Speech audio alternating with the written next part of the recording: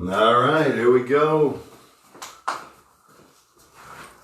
right, welcome everybody. Welcome to imho.love. I'm Lou Angelwolf, and that's Mike Murburg right there. Good to see you. I'm just pretending I see you. And here we are. It's the 14th of May? 13th. May 13th. It could be the 14th. I'm 5 minutes off, so it is the 13th. Yeah, it's May 13th. 2020. We're in the, I don't know, what are we, 9 weeks out now? No. Everything started, March 13th, so here we are 2 months later. Really? With the... That's been that long already? It is. It's been 8 weeks, yeah. Wow. The big switch over here to normal American life to media orchestrated, stay inside life. Yeah, make America broke again. Make America broke again. Boy, I tell you, there's a lot of people panicking about that, but, I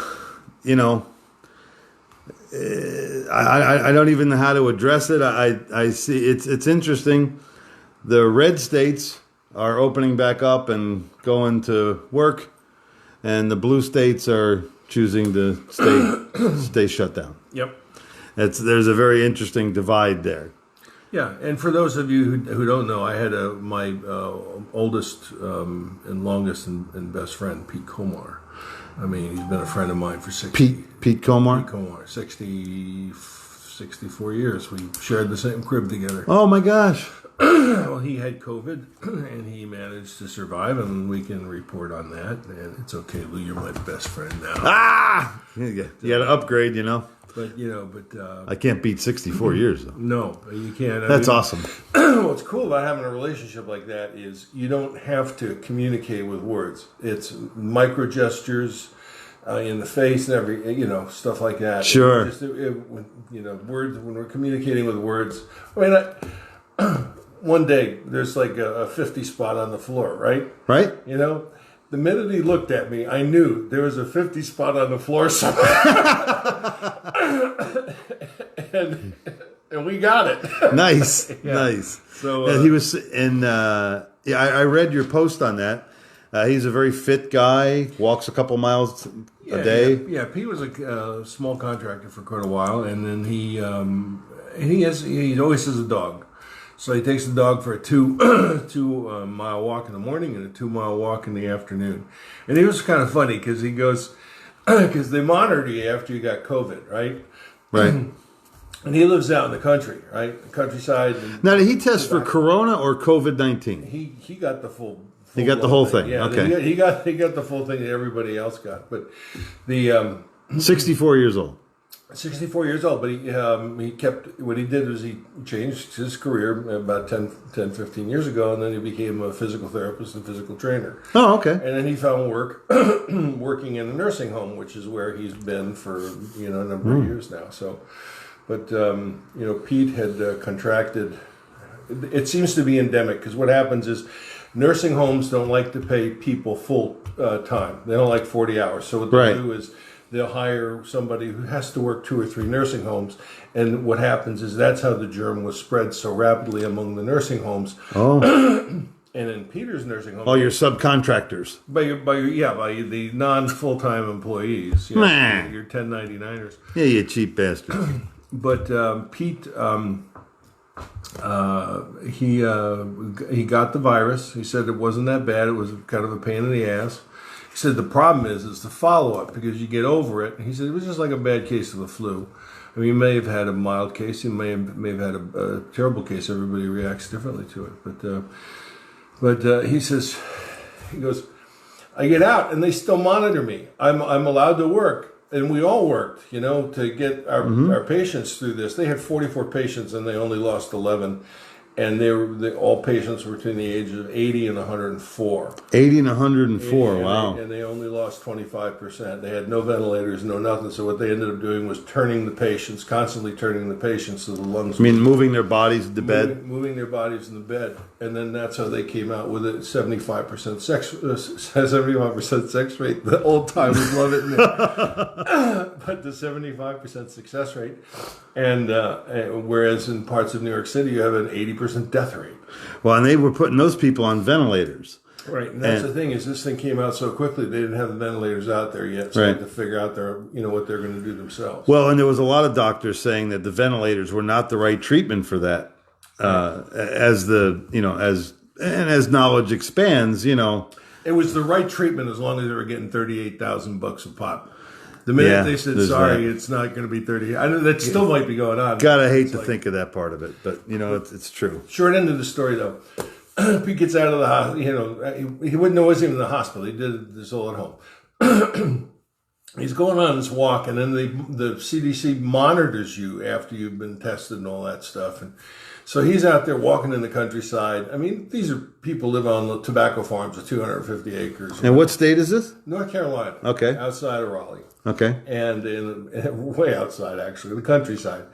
And somebody from CDC calls, and it's like, where are you? What are you doing? He goes, I'm walking my dog. And they go, no, you got to put your mask on and stay inside. He goes, you got to be kidding me. There's not a person within 5 miles of here and you want me wearing a mask? I'm like, you're fucking nuts. It's like they have no conception of what reality is. Wow, just read the manual. Yeah, and it's just like the mask itself. It's what they're made for what 0.03 microns, whatever the measurement is, and the COVID virus is 0.00125. Well, so slip right through anyway. Yeah, it's like, thank you for purifying the crap out of your breath so I only get the COVID. Yeah, right.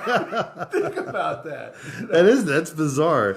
Well, I had on my Facebook page, Lou Angelwolf on Facebook there, I posted a little video of these people making masks on the floor in China, and there's like little kids just folding them up. It was India.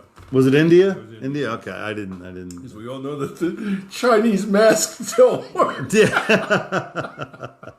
So, it was, and now there's even, and somewhere in Thailand, or Taiwan, forgive me for not knowing. It's over there, Thai, Pad Thai, it was in Pad Thai. They're recycling the masks. Yeah, and something? There's an amazing shortage of coffee filters. Who would have figured? There's always a hang-up. Well, ladies and gentlemen, this is the IMHO.love show. I'm Lou Angelwolf. That's Mike Murburg. And your friend Pete, what's his last name? Komar. Pete Komar, God bless you. Happy that you recovered and you fought the dragon and you won. And we here at the show thank you very much. The show is heard every Wednesday night, 7:30 on Facebook Live. Then it gets switched over to YouTube and BitChute and a couple other, and of course the homepage, imho.love. Well, when you used to do the introduction and mention those places like BitChute, I didn't realize, and it wasn't until the what's going on with the censorship in YouTube and Facebook had gone on, how important announcing that is, and how important it has to have it to begin with. So I want to say thank you. Oh, thank you. Yeah. Well, I had a little foresight on this, and I also knew that the content of our show would get more and more in these times. And exactly why we're on BitChute, which is an uncensored peer-to-peer platform. I found someone forwarded me a fascinating video. I believe it was Kat Carroll that sent it to me this morning. Professor Dolores Cahill, I think she pronounced it Cahill, an Irish microbiologist with several PhDs and this and that and the other thing. And it was on the Computing Forever website. Well, they shared it on YouTube, absolutely fascinating study. This lady's been in this game, this loop, for 30 years.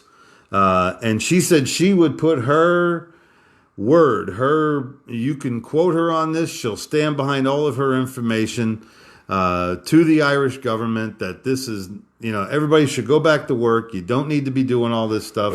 And she said she would stand behind it and say, and put her brand of approval on it. Well, I got to pass it around to a dozen people and or so, and a couple of them got to see it. But most of them, like my friend Fran, she was watching it and made it halfway through and it got censored. And I tried to share it again tonight, and it got censored. So look, for those of you like clicking around, and I'll find it and I'll restate it. The website, I believe, is Computing Forever. That's the YouTube channel. I would find the guy's website and then see if you can find Professor Dolores Cahill. She's a microbiologist. And probably if they hadn't have titled it Debunking the Narrative, they might have got a little more distance out of it. Because when I first saw it, I had about 400 views. And then around lunchtime, I had about 1,200 views. And of course, those of us who find something that's legit, people say we're conspiracy theorists, but we're not. We're alternative news analysts. I look at a lot of different stuff, and people send me crap videos. In fact, somebody sent me one that it's a chop edit of Barack Obama saying that most people aren't smart enough to govern themselves. And then there's this other edit, and it kind of blends into like a New World Order thing. It's two pieces of the same speech. And I checked it out, and actually the beautiful Pamela is the one that indexed the actual speech. He was speaking in Belgium, I believe, in 2008 or something like that. And when you hear the original speech, it does not match up with what he said. So I shared it a little bit, and I instantly sent out a retraction when I found out that it was a chop edit. And I don't like to spread garbage. I do like to check my stuff. People give me a hard time for some of the people I like. I like Del Bigtree over at Highwire. He's a little showcasey, but whatever. But James Corbett at Corbett Report, We Are Change. Luke over there is fantastic. And these are guys that, we scrub our stuff. We try to make sure that it's all good, because there's no real use in just spreading conspiratorial crap. And I've been reading this stuff so long, I can almost tell whether something's real or fake from the title or the source. But hey, I get tricked every once in a while. But I was not tricked this morning with Professor Dolores Cahill. She was speaking the truth. And if you get a chance, find that. What she had to say was absolutely fascinating. And it was like when things ring true in your heart. That's when they go on Facebook and they shut it down. Well, it's shut down on Facebook. It's shut down on YouTube now.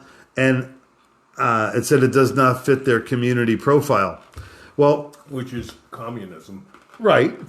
Which is, this is too truthful. We can't have this. And I really do see that that's happening a lot. There's the line between us is getting thicker now with those who are wearing masks.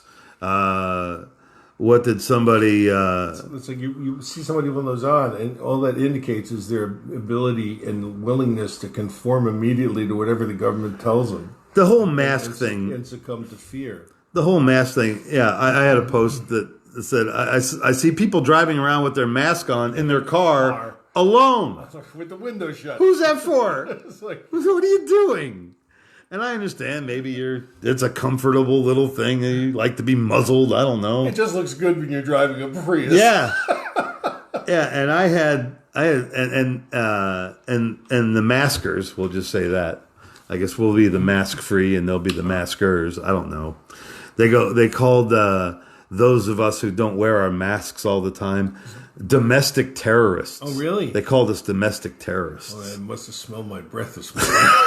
Yeah, there's sometimes I don't want to breathe my own breath back. Hey, Here's a thought I came up with before the show. We discussed it. It was like, this is the devolution of Facebook or YouTube. It's first they censored anybody who wanted to talk about Hitler. It didn't matter about anything. First, they said they did it with Hitler, and then they started with the UFOs. Yes, and we both know we gave blood over that UFO stuff, man, and we gave blood over Hitler too. I mean, they have the right to discuss this stuff, but it's been made criminal, and it's been taken off of the airways with YouTube. But first, they came for Hitler, then they came for the UFOs, then they came for the conspiracy theorists, then they came for David Icke, and then they came for me. Yep. Yeah. Wow, that's poetic. And that's exactly what's going on. That we are targets. Yeah. Oh, yeah. And, if we get censored, maybe it's a little flattering. Who knows? That means we're on to something, right? Yeah. Okay. Yeah, they did. They took David Icke stuff down last week. It's the red badge of courage. Oh, that's fun. That was a great story. I forget who wrote that. But anyway, so here we are. The show's coming to you from Central Florida. We're out here at Area 52, where we have the CE5 meetings, which is Close Encounters of the Fifth Kind. And this is the actual ranch where we are. And the CE5, we have one more CE5 coming up. Yep. And then because it gets too hot and buggy in the summer, but we still occasionally do one. We'll do a. Well, we've done it every year, every month, but this year it's just now. I might find other places to do CE5. Yeah, and we got the crowd thing now because a lot of times we'd have 30-some people. Yeah, 37 was the highest. 37 was the highest. Yeah, it was crazy. So we'll have smaller groups or. Yeah, and I may just call together some people that do this. Okay. It's the open weekends are a little different because we have at least. We'll have at least 20. I wanted to limit it, but I took the limitation off because it's the last one for a while. But so far, we got like 10 out of 20, and 10 are brand new. Wow! So it gives it it's a teach-learn experience, and the results are usually pretty good. But we're not doing it in the summer because it's difficult to meditate and be calm when the mosquitoes are buzzing around your head. And man, they got landing lights out here, man. Right. It's like, let's go for the type O's today. They're used to landing on big fat horses and stuff. So, that's why there's so many dragonflies out here. You know dragonflies eat mosquitoes? Dragonflies eat mosquitoes? Yeah. Good. Yeah, good. Dragonflies are cool. Yeah. So here we are, each of us. If you're not thinking and redefining your life right now, for us not to think about where all this is going, I said a couple of weeks ago, you got some people that really think if you get this virus, you're dead in 20 minutes. And there's other people that act like absolutely nothing's going on and they're just going to keep skipping down the path. There was a 104-year-old at Pete's place, and she survived. Yeah. 104. Yeah, it's not the death wish that everybody says it is. And I was looking at a 1989 health manual, and in descriptions it says coronavirus, the common cold. That's how it's defined, as the common cold. And of course, COVID-19 is a strain of that flu. And we can just go on and on infinite. I'm not a doctor. Please don't even, No, but I read posts on Facebook. That makes me smart, right?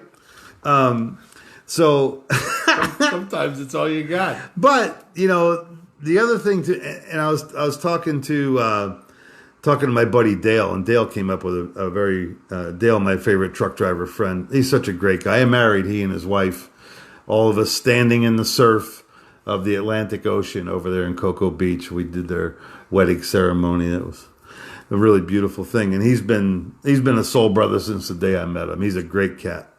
And we were talking about there's so many facets to what's going on right now.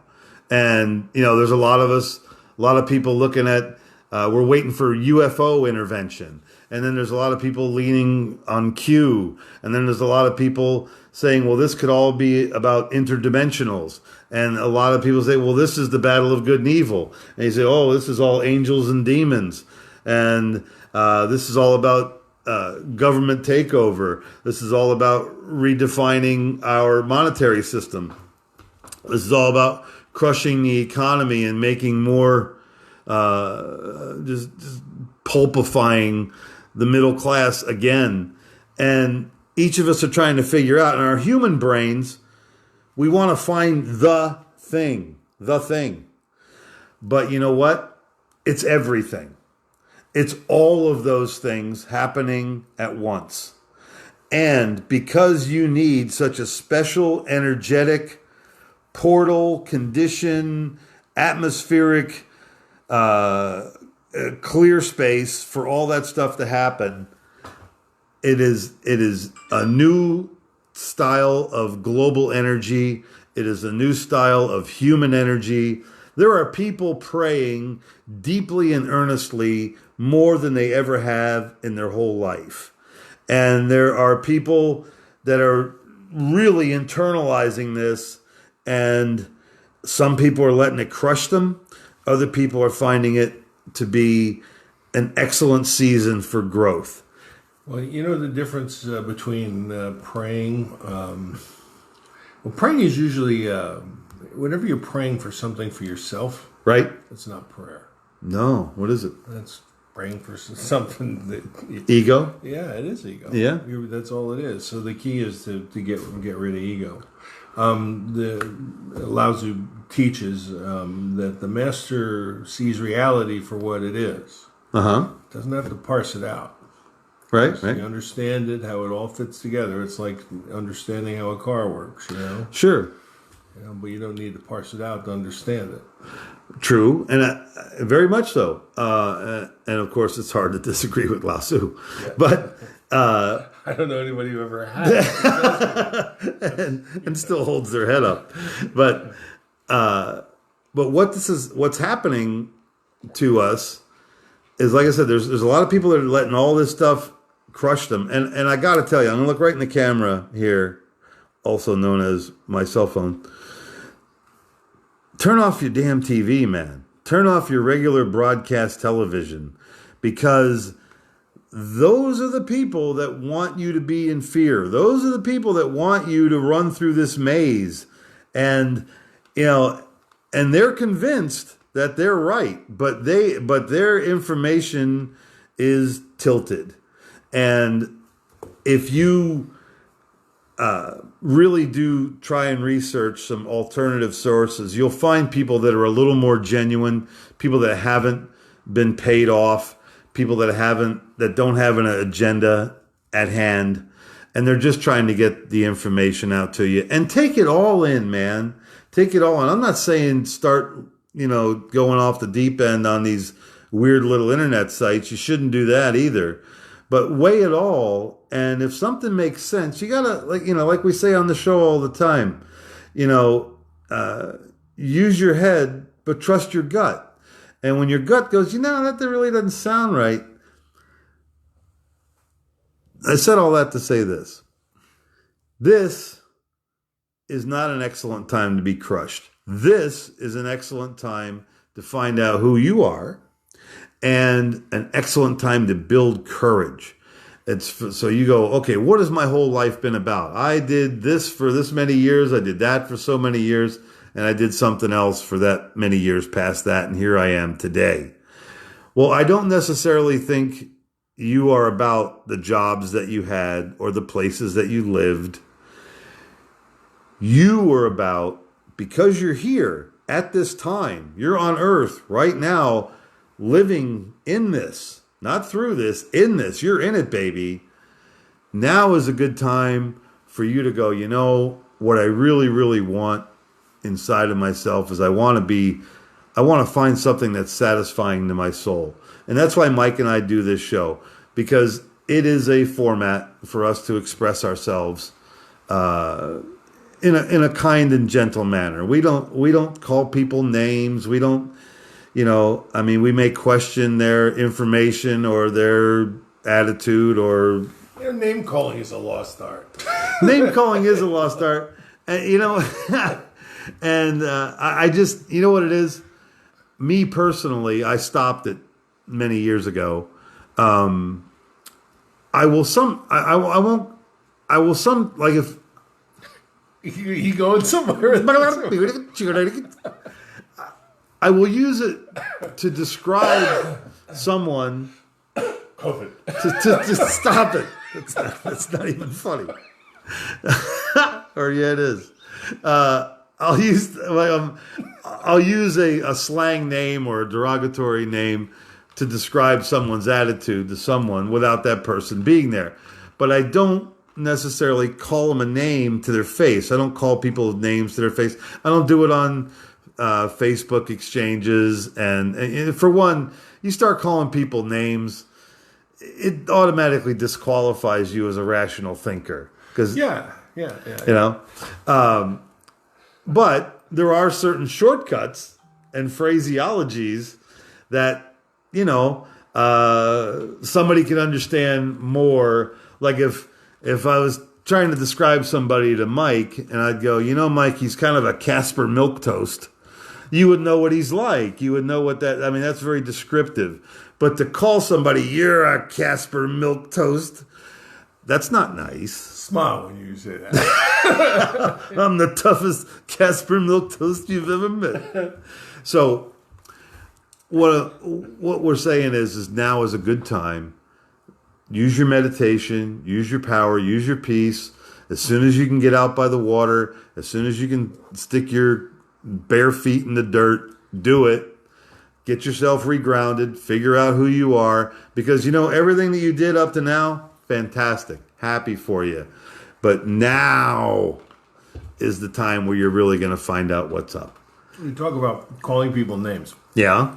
Well, I had some good news this week, too, besides, Pete. God bless Pete. But I got a picture of when I was in high school, our athletic director, and the guy was the golf coach, right? I didn't play golf. Right. Wasn't on the team. We had the best, team in the world. And you're too big to play golf. I am. And then getting the clubs was just too tough. I switched from lefty to righty, too. It takes a while to get that evened out. But somebody sent me a picture of and we used to call him Tiger Lou, right? Tiger Lou. Tiger Lou. Yeah, I saw the post. Tiger Lou. And he's 96, and they got him a 96. picture playing golf. And driving. Was that a current picture? Yeah, that's wow. A current picture, 96. So, it's kind of funny because, I never heard him call anybody by a first name. It was, how you doing, Tiger? How you doing, Tiger? Right. And then one day he goes, people would say, hey, it's Tiger Lou. And he goes, I hate it when people call me that. so he's 96 years old. He's in the golf cart. And one of my buddies from high school sees him and it's like, hey, Tiger Lou! Now the whole world knows. No, but he lived to be 96 to still be pissed off by his nickname, That's funny. That's funny. Tiger Lou. Yeah, that's a good nickname, though, if you're going to have one. Jeez. It's a great nickname. Yeah. He's a great guy, too. Well, the thing that Mike and I were talking about before the show is, okay, it's all these things. It could be interdimensionals. It could be a Chinese plot. It could be the leaven of the New World Order. It could be all these things. It could be Q. It could be a butterfly's dream. Could be a butterfly's dream, man. Yeah, the whole butterfly effect is definitely engaged here. Yeah, that and the monkeys, the 100th the monkey. Monkeys. Yeah, we're gonna the 100th monkey. Yeah, all this stuff and Schrodinger's virus. Is it up there? Is it not up there? Is it in that can? Is it not in that can? I haven't seen this cat around for a while. But the thing that we're passionate about here is our extraterrestrial friends, and it's becoming more and more evident. In fact, there's so many people that report on it anymore as so factual. It's almost like an understood thing. They're like, They speak about it so casually. It's like they have a lot more proof. They talk about ETs and actual beings as if they're the guy down the street. Right. And knowing that, and we get a little peep show every once in a while about an ET thing, and the government's disclosing more and more. Well, you told me about your buddy's experience and about not forgetting to take out the camera. My buddy Dale, the big happy truck driver, he's up in Ohio rolling through the countryside and has a 20-minute viewing session of a craft. And he was just mesmerized by it. There was a big one and then a smaller one, and they danced around each other. Yeah, sounds like what they do. Sounds typical. Yeah. And I go, Dale, did you get a picture? He goes, dude, I was so mesmerized by what I was looking at, I didn't even think of it. Yeah, well, that's not surprising. I kidded you about it. It was like, was Bigfoot driving? Because you either get the wobbly shot or no shot at all. But Ken with our group saw, the New Jersey Devil. It was a 7-foot tall thing. He was there with somebody else and saw that. Would scare the shit out of me. Yeah, he said the thing jumped right across the tracks, but it sat there for almost half an hour, and he had a camera on, and he didn't move. I don't know if I'd move either. If I had like something could rip me apart limb from limb, literally. But what is that? Is it like a Sasquatch kind of thing? I think there are different types. Some of the members of the group had me over to the Sasquatch watch, but it's different. You got Bigfoot, who are much larger and taller, and then there are different varieties. This one that's in the Ocala National Forest, or this group that's in the Ocala National Forest, is it looks like a large red-haired ape. So it's different. It's not. It's. Oh yeah, and there's a guy that actually had the carcass of one up there, isn't there, or his head or something? No, that's another one. That's that's Joe Dirt finds finds the body in the refrigerator. Oh, okay. Yeah. It's kind of funny. They haven't taken that one off the air yet. Yeah, right. Yeah, because you can snicker down your sleeve at that one. No, really, but I mean, look. Yeah. It's why they call it Bigfoot. It's got big feet. Yeah. You got to see that video. You will laugh all the way through it. What was it? Somebody said, Gary was telling me today, he goes, have you seen the Geico commercial where the girl's interviewing Bigfoot? And she says, well, what do you think about that, Bigfoot? And he looks at her and he goes, my name's Daryl. So he looks down at his feet. But anyway, and of course, the government employees insurance company. Yes. Okay. All part of the same loop. Okay.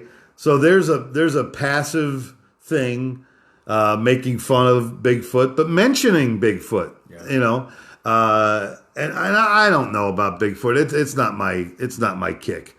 My extraterrestrial pursuits they're a little more deer. Yeah, Bigfoot wants to be left alone. Why chase him? Everybody chasing him around, taking pictures. Yeah, take it easy on the guy. Yeah, his family. Yeah, but that Jersey Devil thing is scary as hell. Oh, when you call something like devil. Yeah. Well, there are angels and demons. Okay, and why one, or dozen, or I don't know how many there are, 100. I don't know. Why couldn't these creatures be?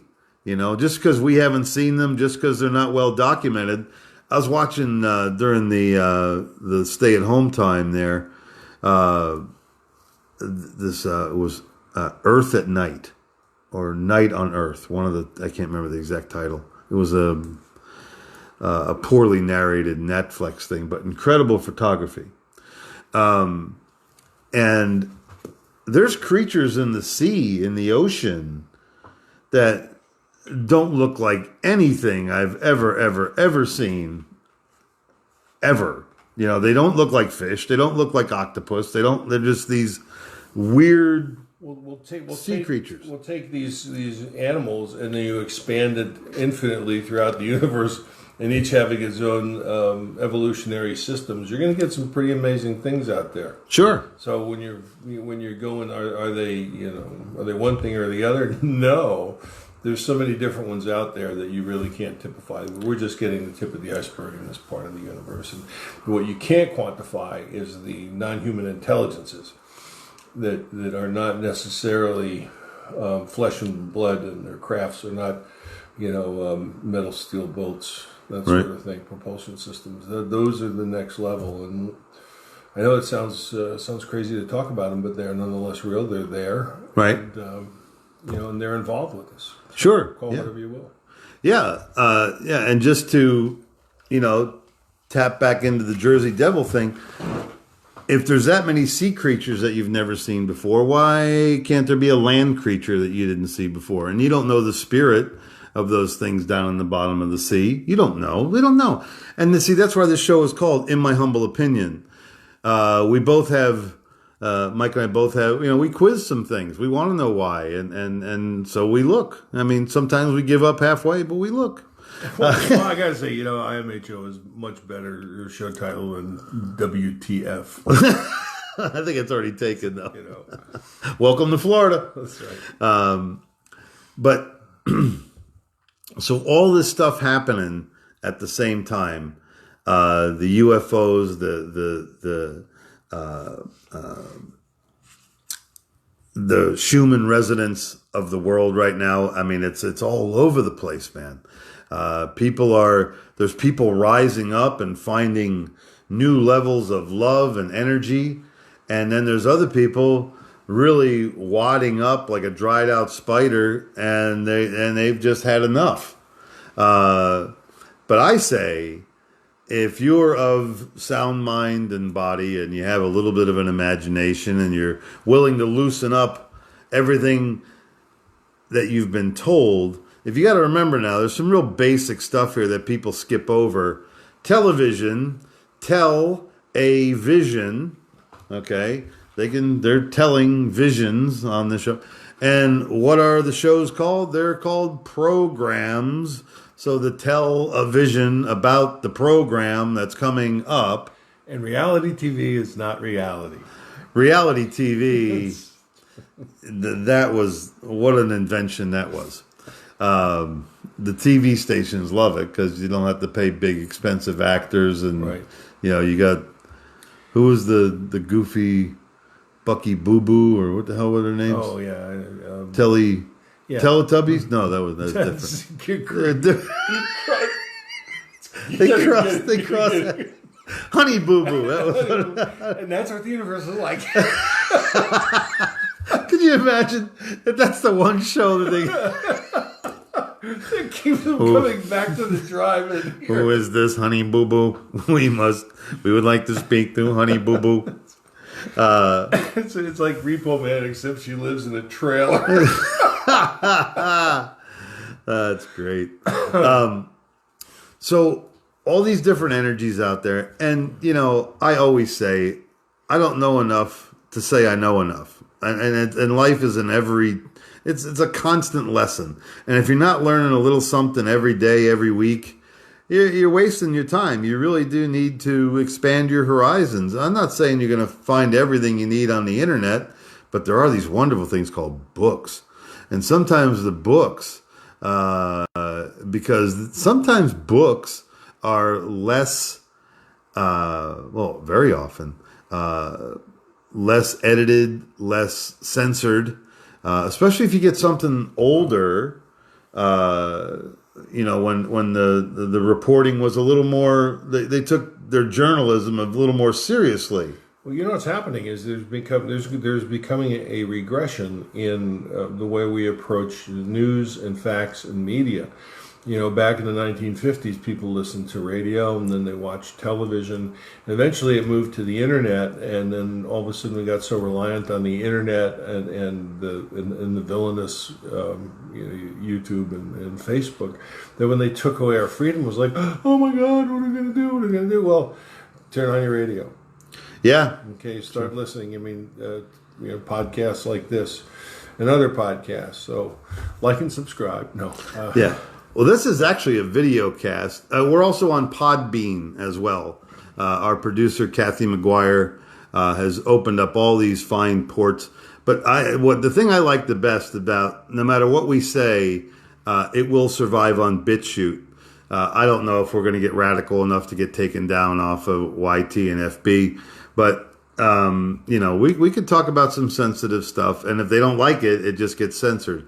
Like, I'm going to tell you again, Professor Dolores Cahill, she's a microbiologist from Ireland. Listen to what she's got to say, because, I just believed what she was saying, and I don't believe. You know who I really don't believe is that governor of New York, that Kmart Tony Soprano. Oh, cool, yeah. Como. Oh, see, I just called a name. See, look at that. I regress. It's a good one, though. It's a good one. I got a couple of words for Fauci as well, but since I'm not in the Catholic school play art, I can't use them. Yeah, those, and I remember Como, when this first all started happening, saying, I need 10,000 ventilators. What am I going to do when somebody offered him 400 ventilators and he scoffed at it? I need 10,000 ventilators. Got to kill more people. And that, I tell you, that was a bad treatment for a lot of people. The ventilator really, really hurt them and killed a lot of them. So, and the other thing is, you're looking at it, I mean, is this really some diabolical, eugenic cleansing of the elderly? I mean, I don't really know, because that's who died through this. Those are the people. African Americans died at 2.6 times the rate of white Americans. And I think the Latinos were 2.3, and the Asians were 2.2. But it was remarkable how affected the minorities were, and particularly the African American minorities, who probably don't have as good access to health care. But it doesn't bespeak that 2.2 times for Asians that it was for Anglos. That's big stats, you man. You got to ask about that. That's big stats. Yeah. Yeah, I mean, 2.5 times the chances of dying, 250%. You walk in just because you're black. That's white privilege. Yeah, I guess. I guess. I don't know. The thing, and probably the most frustrating thing, and I'm sure this is what has a lot of people. My friend Sweet Debbie, she was like, she goes, I'm really, really flustered with this. I don't know, she goes, I don't know what to think now. I don't know who to believe. And that's a real common thing. And I told her, I said, don't feel bad. And it's normal. But what you have here is a constant manipulation of numbers and figures. 87% of all statistics are made up on the spot, just like that. And if you say it with enough authority, people believe you. So you have manipulated numbers. You got, especially with the cases with the, you test for the coronavirus. You test positive for a common cold. There really is no test for the COVID-19 as of yet. Okay, they're still working on the test for that. So everything gets... And of course, Fauci announced today that we don't know if we'll be able to have an effective vaccine ever. Oh, good. Yeah. Oh, he's backpedaling like a monster. Yeah. It was 18 months came up, and then it becomes ever. It might not ever have one. Yeah. Oh, that'd be great. If you're going to die, get it over with now. It would be great not to have a vaccine, because it won't work for this. Well, yeah, and you get Gates saying that, oops, we can kill 10 to 15% of the population with these vaccines. That's not a conspiracy theory. That's a fact. He's a second generation eugenicist. Yeah. So, and not a medical doctor, and you got to wonder how he got to be where he was with his father working with IBM, and then all of a sudden he comes up with all these fascinating things to invent. Well, right place at the right time. I don't know. The thing that we conspiracy theorists observe is that the stuff that's happening, this is all happening within a 100-year plan or a 200-year plan.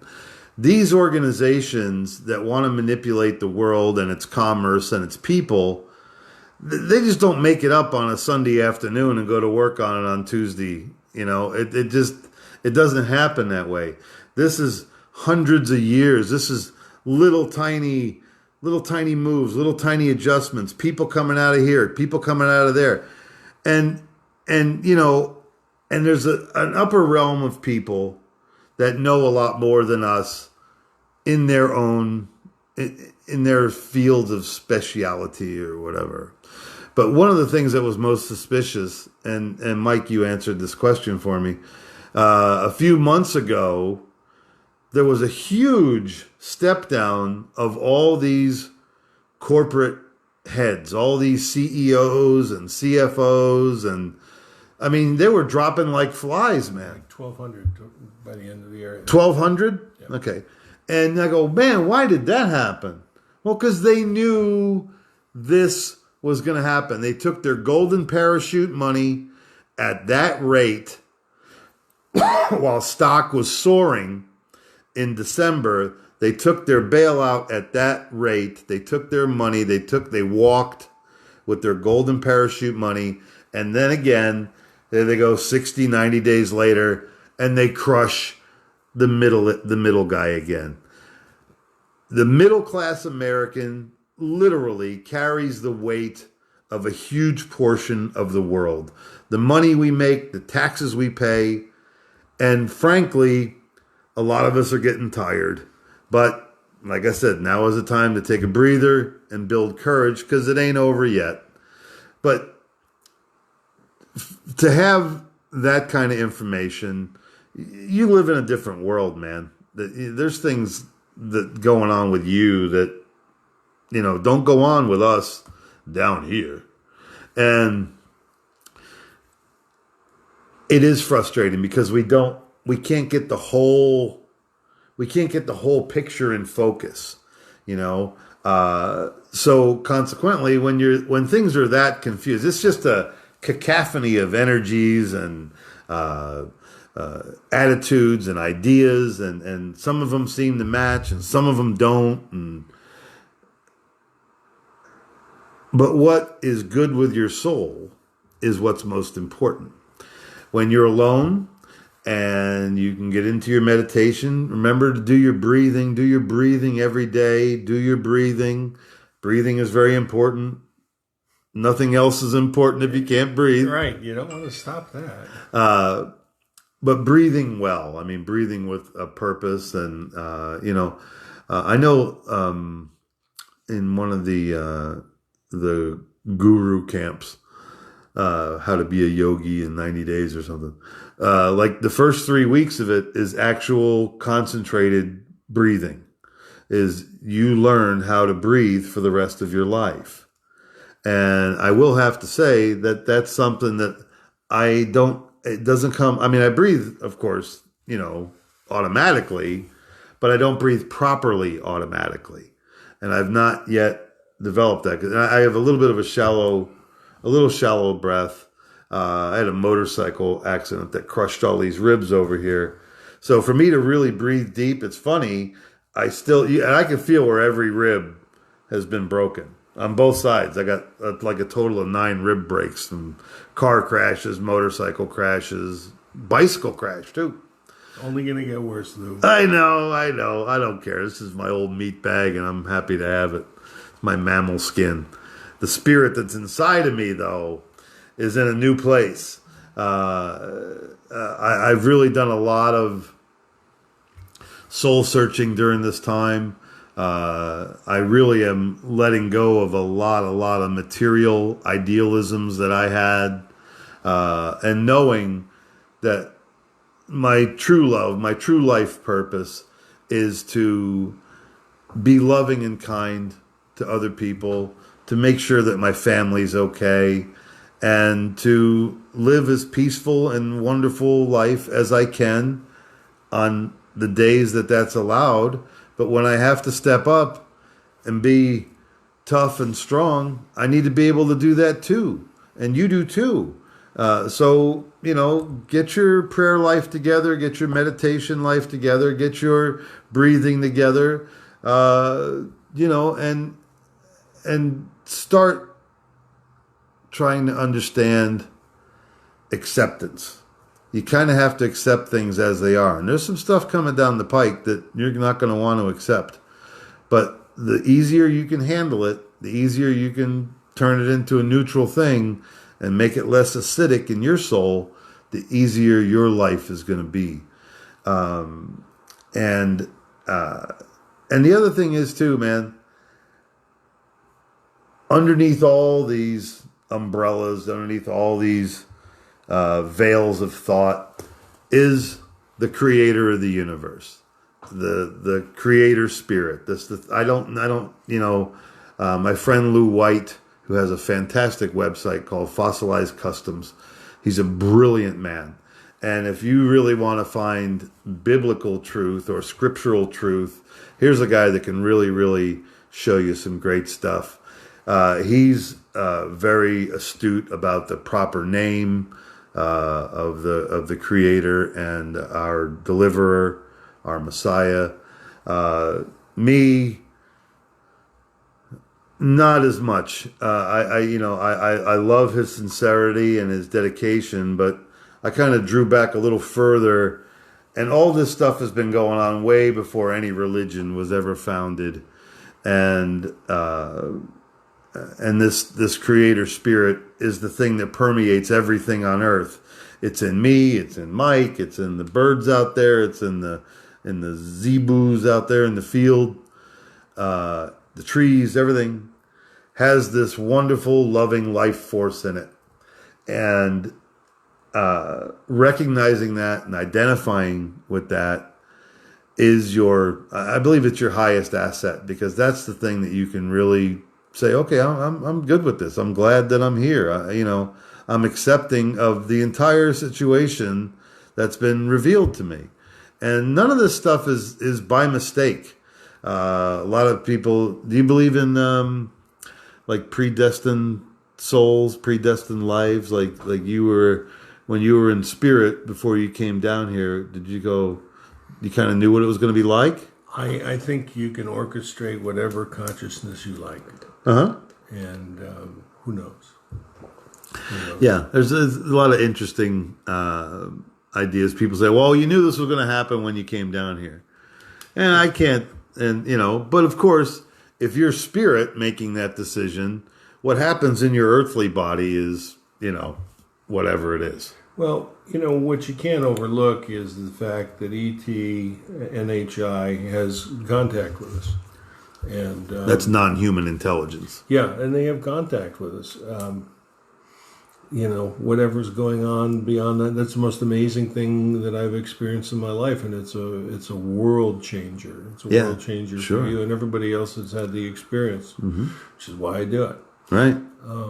But yeah, this is all part of what I do think is that this is all part of a greater evolution, where we are this early reptile that we were a zillion years ago into human beings and into more accomplished and more refined human beings who've learned that simplicity and patience and compassion, you call it love, it could be called charity, whatever you want to call it, but it's that kind of compassion for others and seeing others and self and others that leads us to a consciousness that transcends this reality into a better place. And that was the message that I got many years ago, or 5 years ago, and among other things.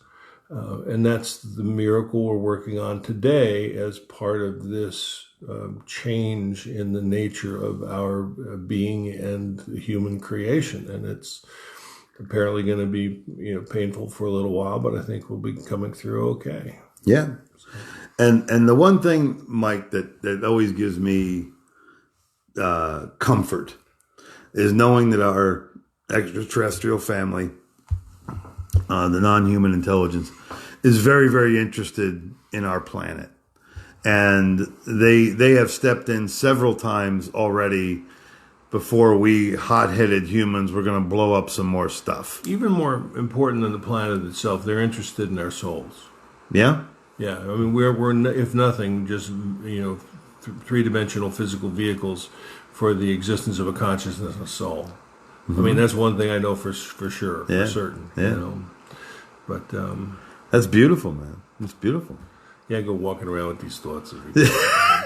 I carry around my great big noggin. It's like, it's funny. It's funny. I thought I had to wash it. It shrunk, and I gotta like find somebody give it to me. It's just, Sorry. your head's smaller than mine. It's like, excuse me, Pinhead. Would you like a brand new hat? Zippy, how about this hat? I've been washed once. Well, ladies and gentlemen, man, we rolled about almost an hour here. So Yeah. Hey, before we sign off, I just want to say, look, if you think suppression is something new, it's not. Dalton Trumbo wrote Johnny Got His Gun. Dalton Trumbo was a great screenwriter and great novelist. And his book, Johnny Got His Gun, was banned. I believe it was published in 1937. It was banned in the United States. It was banned in England, pretty much because it was an affront to the mankind that was waging war. And it was just a wonderful novel. You need to read it if you haven't. It's also in a movie. But Dalton Trumbo is one of the greatest screenwriters in American history. He was blacklisted. You talk about not being able to get your message out, but realize that we got through that, and we'll get through this too. sure, absolutely. Well, ladies and gentlemen, thank you for listening to the IMHO.love show. I'm Lou Angelwolf. That's Mike Murburg. We're here every Wednesday night, 7:30. On Facebook Live, and we really, really do appreciate it, and we are completely flattered that you listen, and thank you so much. Please like the video if you did, and please feel free to share it from any of the sites, imho.love on Facebook, imho.love the website, also on YouTube. And BitChute, our buddies over there at BitChute, they post it, and it ain't coming down. So, and also on Podbean. I don't know if Kathy's got those going yet. We're all so busy, and poor Kathy's got that fibromyalgia, and it's acting up. So I hope you feel better soon, dear. So what a nice lady. Well, ladies and gentlemen, thank you so much, and we'll be back. And like we say all the time, use your head, but trust your gut, and know that your heart wins in the end, and love wins in the end. So even though we're going through a little bit of a turbulence right now, love wins in the end. It loses a couple battles, but it wins the war. So thanks so much. We love you a bunch, and like I said, feel free to like it and share it, and you guys be good. Have a good week.